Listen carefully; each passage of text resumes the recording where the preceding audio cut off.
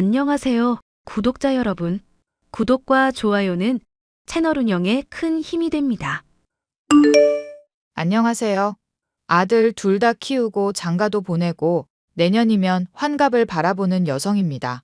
오늘은 평소 잘 챙겨보던 채널에 제 사연을 좀 보내볼까 하고 이렇게 글을 써봅니다. 제가 여러분께 들려드릴 이야기는 60평생 살아오면서 겪었던 일 중 가슴 아프기도 하지만 기가 막혔던 일이에요. 흔히들 집안에 여자 하나 잘못 들어오면 망한다는 속설 들어보셨죠? 그런 속설을 믿는 건 아니지만 저도 누군가에겐 시어머니 되는 입장으로서 정말로 그 일을 겪을 뻔했답니다. 지금부터 본격적인 이야기 시작할 테니 많은 공감을 해주셨으면 좋겠네요. 저는 아이들이 어릴 때 교통사고로 남편과 사별했어요. 가진 거라고는 남편의 사망보험금 5천만 원이 전부였고 어렵사리 지하 새방에서 아이들을 키우며 지냈습니다.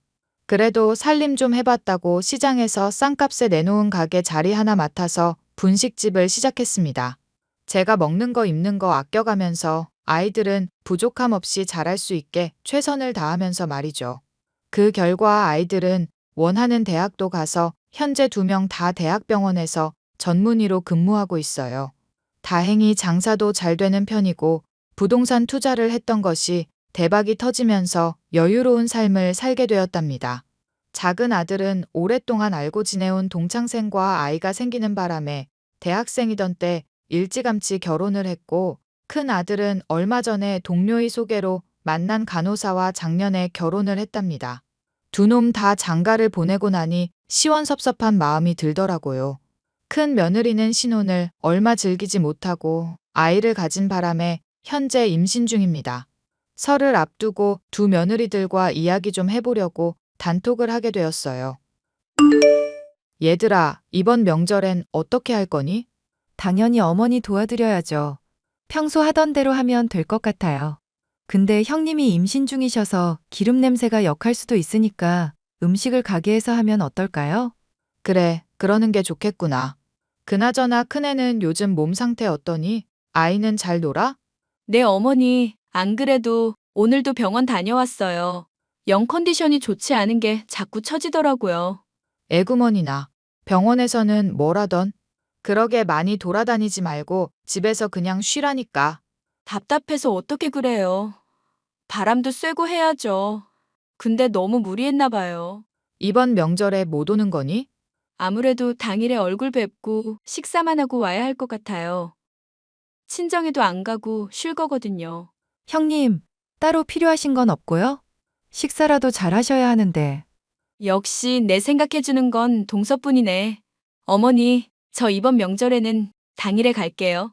그래, 그렇게 하렴. 몸이 자꾸 힘들어서 어쩐다니. 임신하면 컨디션 조절이 힘들다니까 별 수 있나요? 그나저나 어머니, 저 갈비 먹고 싶어요. 작년에 인사드리러 갔을 때 어머니가 해주셨던 그 LA 갈비요. 그리고 생선조림인데 생선 이름이 생각 안 나는데 지난달에 해주셨던 거 또 해주세요. 그래? 알겠다. 먹고 싶다니 해줘야지. 형님, 거동이 많이 불편하세요? 운동 삼아서 가게에도 오시고 그러세요. 동서, 나 병원 갔다 왔다는 말 못 들었어? 그리고 시장 냄새가 너무 역해. 동서가 잘 모르나 본데 내가 좀 예민하거든. 그리고 몸 무거운 사람한테 오라가라 하는 건 좀 너무한 거 아니야? 저는 그저 형님이 답답해 하시니까 산책 겸 오시라는 거였죠. 내가 명절 당일에 간다고 해서 안 입고 와서 괜히 그러는 건 아니고? 형님, 말을 왜 그렇게 하세요? 그런 뜻으로 말한 거 아니라니까요? 아니긴 뭘 아니야. 가만 보니 동서, 나 얄밉지? 내가 명절에 음식 안 도와줘서 그러는 거지? 왜들 그러니? 둘 다 그만하고 큰애는 명절에 보자. 푹 쉬고 있어. 그리고 둘째야. 내가 옆에 야채 가게에 양배추 주문했는데 그것 좀 받아놔라. 네, 어머니. 아무튼 제사는 지내지 않지만 가족들이 모여 음식을 먹을 수 있게 여러 가지 준비를 하기로 했습니다. 큰 며느리는 명절 당일에 새벽같이 와서는 배고프다며 밥 타령을 하더라고요. 임산부기도 하고 먹기 편하게 생선 가시도 발라주고 닭도리탕 살만 발라서 주기도 하고 옆에서 살들이 챙겨주었어요. 몇 번 그랬더니 그걸 또 당연하게 생각해서 바보같이 임신한 며느리 비위 맞춰준다며 다 해줬죠. 그렇게 시간이 흘러 큰며느리가 건강하게 출산을 했어요. 오랜만에 보는 신생아가 어찌나 귀엽던지요. 가끔은 며느리들을 대할 때 힘든 부분이 있었어요. 둘 다 성향이 너무 달랐기 때문입니다. 큰며느리는 자신도 사자 직업이라는 대단한 자존심을 내세우며 아이를 낳고 나서는 여왕 대접을 받고 싶어 했습니다. 큰아들은 싸우는 것도 싫어하고 큰 소리 내는 거 싫어하는 성격이라 그러려니 하면서 큰며느리 성격을 다 받아줬고요. 바라는 게 많지만 그만큼 남에게 베풀 줄 모르는 성격이었어요. 해주면 고맙단 소리도 안 하고 당연하게 생각했답니다. 반대로 작은 며느리는 어려운 가정 형편에서 자랐지만 어른을 공경할 줄 알았어요. 바라는 게 너무 없어서 제가 오히려 퍼주고 싶을 지경이었습니다. 자신이 배고팠던 시절에 제일 즐겨 먹던 게 떡볶이인데 제가 운영하는 분식집을 보면 옛날 생각이 난다며 부지런히 일 배워서 자신도 베풀며 살고 싶다고 하는 기특한 며느리죠. 그래서 저와 장사를 같이 하고 있는 거랍니다. 누가 보면 큰 며느리, 작은 며느리 차별하는 거 아니냐 생각하시는데 저는 정말 있는 그대로 말씀드리는 거거든요. 아무튼 큰 며느리는 자신이 누리는 상황을 너무나도 당연하게 생각하며 지냈어요. 더운 여름이 한참 기승을 부릴 때 큰 며느리가 제게 메시지를 보내왔습니다. 어머니, 바쁘세요? 아니, 오늘은 좀 한가하네. 영준이는 잘 크고 있지? 그럼요. 어찌나 먹성이 좋은지요. 에너지가 너무 넘쳐서 제가 기가 다 빨리는걸요. 현석이가 바빠서 같이 도와주질 못해서 고생하네. 아이 키우는 게 쉬운 일이 아닌데 말이지. 그래서 그런데 몸보신 좀 하게 저 닭백숙 해주세요. 집에서 해먹자니 맛도 안 나고 혼자 더운데 언제 그걸 끓이고 있어요. 닭백숙이 먹고 싶어? 네. 그래도 어머니 음식은 잘 넘어가서 좋더라고요. 그니까 이번에 닭백숙 해주세요. 알겠다. 언제 먹고 싶니? 혹시 오늘 저녁은 안 되시죠? 말 나온 김에 먹고 싶긴 한데. 먹고 싶은 건 먹어야지. 내가 가게에서 해갈 테니까 집에서 기다리고 있어. 우와, 기다리고 있을게요. 오시기 전에 연락 한번 주세요. 오냐, 이따 보자. 며느리는 가끔씩 저에게 음식을 해달라고는 했습니다. 임신했을 때부터 자주 음식을 해줬는데 입덧을 하는 와중에도 제 음식은 잘 넘어간다며 몇 번 해준 게 이렇게 되었죠. 워낙 아이 돌보느라 힘들어해서 주말이면 집에 가서 직접 밥도 해먹이고 그랬습니다. 아들 녀석이 밤을 지새우고 집에 못 오는 날이 많아서 혼자서 밥도 잘 안 챙겨 먹고 그럴까봐 걱정이 되었죠. 하지만 역시나 그게 버릇이 되었는지 마치 밥을 차려주길 바라는 것 같았습니다. 결국 그날 저녁도 바보 같은 저는 며느리를 위해 닭백숙을 해다 바쳤죠. 살도 직접 발라서 먹기 좋게 해주고 생선 요리 해다 주면 살다 발라주고 제가 머리 먹고 그랬거든요. 근데 지금 생각해보면 며느리는 당연하게 받아들이는 것도 모자라 알고도 모른 척했던 것 같습니다. 다 해먹이고 늦은 밤이 되어서야 집으로 돌아왔는데 큰아들에게 전화가 왔습니다. 엄마, 오늘 백숙해줬다며? 매번 그렇게 고생시켜서 어떻게 해? 뭐 어떠냐, 남도 아니고 며느리인데. 넌 이 늦은 시간에 웬일이야? 아니, 엄마한테 부탁할 거 있었는데 미안하기도 하고 겸사겸사 전화한 거지. 부탁할 게 뭔데 그래? 해줄 수 있는 건 얼마든지 해줄게. 너희들이 편해야 나도 편한 거야. 아니, 사실 지혜가 너무 힘들어해서 베이비시터를 고용할까 하거든. 지금 약간 우울해하는 것도 같고. 그래서? 이왕 베이비시터 고용하는 거 그 돈 들일 바에는 엄마가 한 달 정도만 봐주면 안 될까 싶어서. 우리도 남의 손 빌리는 것보다는 그래도 가족한테 도움받는 게 낫잖아. 엄마도 장사를 하는 입장이라 지금 당장 답을 해줄 수가 없네. 둘째랑도 상의해봐야 하고. 그건 그렇지. 재수 씨랑 충분히 얘기해보고 나한테 알려줄 수 있어? 이런 부탁하는 것도 미안한데 엄마가 조금 긍정적인 방향으로 생각해줬으면 하는데. 알았다. 내가 곧 연락하마. 큰애가 혼자 있어서 더 그런 거야. 병원일 바쁜 건 알지만 가끔 데리고 나가서 맛있는 것도 먹이고 아이 맡기고 둘이 데이트도 하고 그래. 알겠어, 엄마. 연락 줘. 저는 장사를 같이 하는 작은 며느리와 대화를 했습니다. 평생 돌봐주는 것도 아니고 다른 직원들도 있으니 걱정 말라며 되려 저를 안심시키더라고요. 그렇게 둘째 며느리의 배려로 첫째 아들내외와 함께 살면서 아이를 봐주게 되었습니다. 취업이라도 하려는 것 같아서 아침부터 자기 직전까지 최대한 아이한테 신경 안 쓰게끔 제가 다 해줬어요. 하루 종일 아이를 보는 게 여간 힘든 게 아니었지만 눈에 넣어도 안 아플 손주를 보고 있자니 힘든 것도 싹 가시더라고요. 저는 개인 생활까지 포기하며 가정부 노릇을 해줬습니다. 때 되면 밥 차려줘, 빨래해줘, 용돈도 줘. 큰며느리는 고마운 줄 모르고 아이 맡겨놓고 놀러 다니기 일쑤였고요. 저에 대한 배려가 아예 없었다고 보시면 됩니다. 제가 잠깐 외출이라도 하려 하면 아이를 핑계로 못하게 했어요. 어느 날은 큰 며느리가 친구들을 만난다며 나갔는데 밤 12시가 넘는 시간이 돼서도 연락 한 통 없더라고요. 그래서 참다 못해 제가 전화를 걸었습니다. 이미 술을 잔뜩 먹었는지 혀가 꼬부라졌더라고요. 아가, 어디니? 어머니 어디긴요? 친구들 만나고 있죠. 왜요? 아니, 지금 시간이 몇 시인데 아직까지 놀고 있니? 어머니가 영준이 봐주시잖아요. 그래서 노는 건데요? 언제 들어올 거니? 너무 늦게 다니면 위험하잖아. 걱정돼서 전화한 거야. 아, 진짜. 어머니 옛날 분이시지만 요즘 사람들 심리를 너무 모르신다. 제가 이때 아니면 언제 놀아보겠어요? 예, 내 말은 그 뜻이 아니잖니. 아니긴요. 아, 어머니 완전 구닥다리셔. 저 친구들이랑 노는데 방해하지 마세요. 너 지금 말이 조금 지나친 것 같다?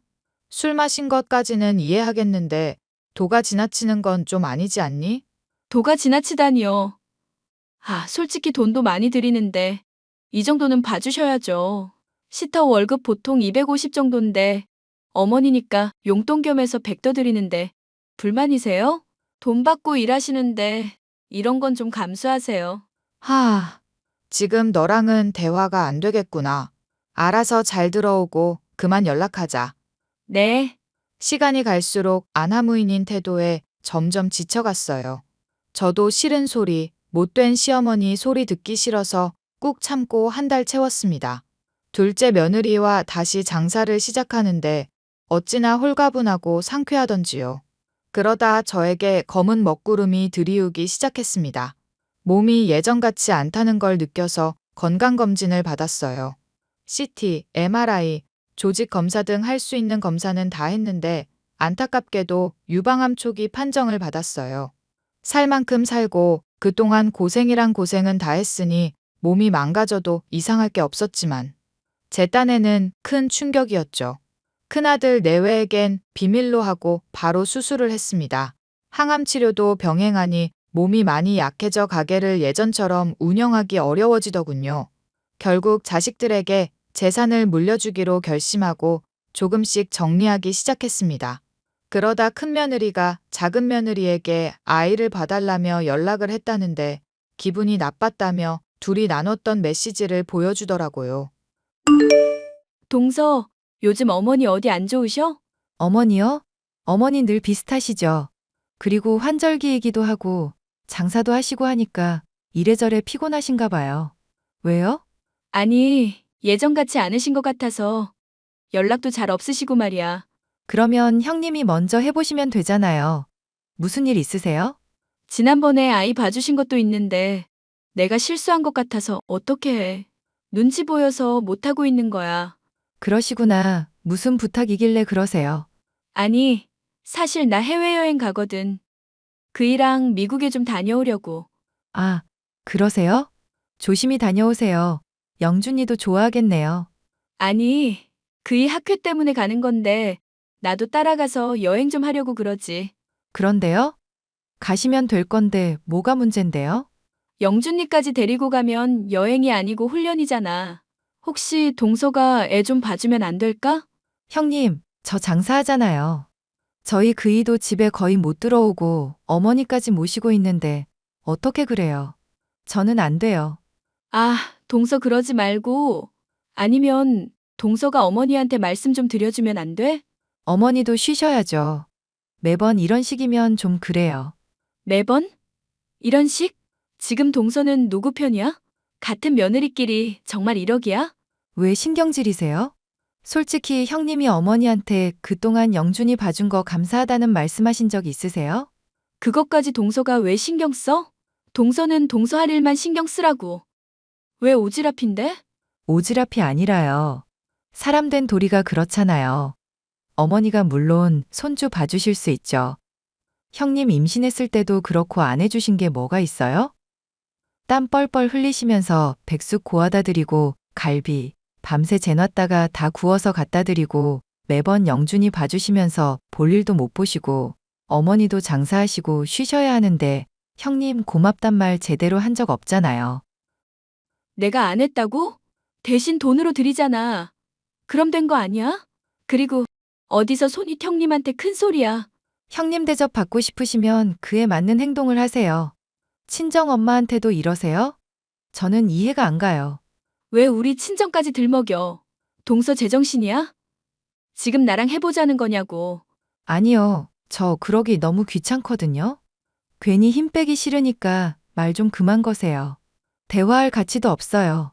와, 동서 그렇게 안 봤는데 은근 여우짓하네. 두고 보자. 얼마나 잘하는지. 결국 큰며느리는 본인의 친정에 손주 녀석을 맡기고 미국인지 어딘지를 다녀왔나 봅니다. 그런데 제가 예전 같지 않으니까 눈치 빠른 큰며느리가 제 뒷조사를 했나 보더라고요. 가게에 잘 오지도 않았는데 요 근래 들어 자주 왔다 갔다 하기도 하고 주변 상인들이랑 말도 섞고 그러더라고요. 그러면서 우연히 제가 암 수술을 받았다는 사실을 알았고 재산 상속에 눈독을 들이기 시작했습니다. 큰며느리는 병원에 복직해 다시 근무를 시작했어요. 어떻게 하나 두고 보기로 했는데 문제의 그날이 오고 말았죠. 몸도 아프기도 하고 세상만사 다 귀찮아져서 조용히 넘어가려 했지만 큰며느리가 생일상을 차려놨다며 연락을 해온 거 있죠. 본인은 근무하러 가야 한다며 와서 식사하라고 온 식구들을 불러 모으더라고요. 아들들도 제 생일인 만큼 아무것도 하지 않아도 일찍 퇴근해서 함께하고 싶다며 찾아왔고요. 큰아들 집에 가서 차려진 생일상을 보는데 아주 기함하고 말았습니다. 생일상이 아니라 웬 음식물 쓰레기 가져다 놓은 것처럼 너무 어수선하고 더러웠거든요. 기분이 상할 대로 상했지만 아무렇지 않게 큰 며느리에게 메시지를 보냈습니다. 예, 지금 집 도착했다. 어머니, 저 근무 중이에요. 생신상 차려놨는데 마음에 드세요? 아니, 근데 이게 다 뭐니? 생선 가시에 닭뼈에 수박 껍질에. 어머니 좋아하시는 거잖아요. 평소에도 그렇게 드셔서 일부러 준비한 건데 마음에 안 드세요? 제가 얼마나 정성을 쏟았게요? 아, 아니다. 준비하느라 고생했겠구나. 그렇죠? 어머님 생각하는 건 저밖에 없다니까요. 제가 그 뼈 발라놓느라 얼마나 개고생을 했는데요.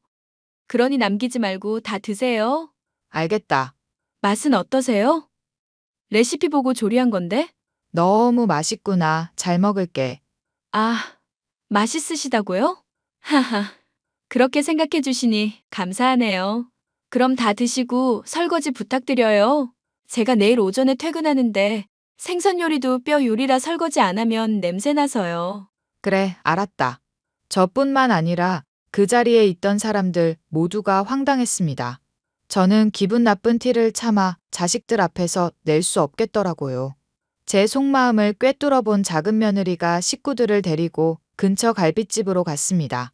시원한 커피까지 한잔하니 겨우 노여움이 풀리더라고요. 큰아들은 제게 연신 미안하다며 사과를 했고 제 눈치 보기 바빴습니다.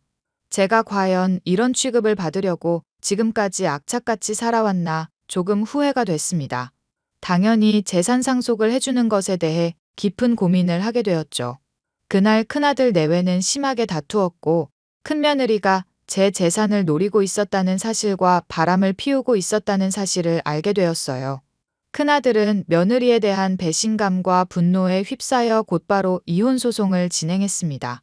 한참을 옥신각신하더니 양육권과 친권은 큰아들이 가져왔고 큰며느리는 면접 교섭권을 포기하기에 이르더군요. 자신이 배 아파 낳은 자식인데도 불구하고 다시는 큰아들과 엮이고 싶지 않다며 독한 모습을 보이더라고요. 결국 재산은 작은 며느리에게 분식집 건물과 집, 그리고 두 아들에게 각각 10억씩 나누어 주었습니다. 저야 더 이상 가져봤자 무의미하니까 작은 아들 내외와 함께 살기로 하고 아무것도 남긴 게 없어요. 이혼 후 2달 정도가 흘렀을까요? 큰 며느리가 메시지를 보내왔습니다. 어머니, 제가 그냥 넘어가려고 했는데요. 정말 너무하신 거 아니에요? 뭐가 말이냐? 다짜고짜 연락해서 앞뒤 구분 없이 무슨 소리야? 제가 어머니한테 얼마나 잘해드렸는데 이런 식으로 뒤통수를 치시냐고요. 재산 상속 다 하셨다면서요? 그래, 내가 내 자식들한테 해준다는데 왜? 아니, 제 생각은 안 하세요? 저도 그 집 자손 낳았고 키웠어요. 저는 며느리 아니에요? 적어도 지금은 아니지. 영준이 낳아준 건 고맙게 생각한다. 그런데 너 위자료도 받고 이혼한 지가 언젠데 이제 와서 재산 이야기를 하니? 어머니가 그렇게 티만 안 냈어도 저희 이혼 안 했거든요. 아, 생일상 말하는 거니? 내가 그것 때문에 너희 이혼시켰다 생각하는 거야? 그게 발단이었잖아요. 그냥 기분 좋게 드시지 기분 나쁜 티 내셔가지고 그이가 저한테 전화하게 만들고 그러다 이렇게 된 거잖아요. 너 참 웃기는 아이로구나. 세상에 시어머니 생일상을 그따위로 차리는 며느리가 어딨어? 음식물 쓰레기도 아니고 남은 음식 가져다 놓고서는 뭐가 어쩌고 저째? 어머니가 잘 드시는 걸로 한 건데 뭐가 문젠데요? 싫으면 싫다고 말씀을 하시지 왜 뒤통수 치시냐고요. 지나가는 개도 그것보단 잘 차리겠다. 내가 언제 너한테 며느리 도리 강요한 적 있니? 아, 됐고요. 저도 며느리였으니까 저한테도 재산 물려주세요. 동서랑 차별하는 것도 아니고. 이미 가족이 아닌데 내가 왜 너한테 재산을 물려주니? 돈 이야기할 거면 그냥 꺼지렴. 제 새끼도 버린 년이 돈 냄새는 맡고 싶어서 아주 발악을 하는구나. 어머니, 정말 이러실 거예요? 어떻게 되신 거 아니야? 너야말로 어따 대고 재산을 운운해? 네가 낳은 자식 누구보다 잘 키울 거니까 찾아올 생각도 하지 말고 앞으로 자식 생각해서라도 정신 차려라. 차단할 테니 앞으로는 연락하지도 말고 이미 끝난 사이인데 자꾸 이렇게 연락하면 나도 곤란하고 기분이 별로네. 그럼 차단하마. 어머니, 어머니. 그 이후에도 큰 며느리는 종종 연락해 저에게 돈을 요구했습니다. 위자료라 생각하고 뭐라도 주면 안 되겠냐고 난리를 치는데 결국 큰 아들이 접근 금지, 통신 제한을 걸어버리더라고요. 아이 엄마로서 최소한의 대우라도 해주려 했는데 인간 같지도 않은 모습에 다들 지쳐버렸던 겁니다. 어느 정도 큰일이 마무리되고 저희 집안에도 조금씩 평화가 찾아왔어요. 분식집은 더 승승장구해서 밀키트 사업과 홈쇼핑까지 진출했고 두 아들 모두 병원에서 과장으로 진급도 했습니다. 저는 항암치료 예후가 좋아 더 이상 치료를 안 받아도 될 정도로 건강을 회복했고요. 작은 며느리와 분식집을 운영하며 여생 행복하게 살 예정입니다. 어려운 사람들을 위해 무료급식 봉사도 시작했고 조금은 바빠져 보려고요. 초기이긴 했지만 죽을 병에 걸렸다 다시 되살아났으니 그만큼 어려운 사람들을 위해 도움을 주며 살아갈 거예요. 누구처럼 욕심 안 부리고 타인의 행복도 저희 행복이다 생각하면서 말입니다.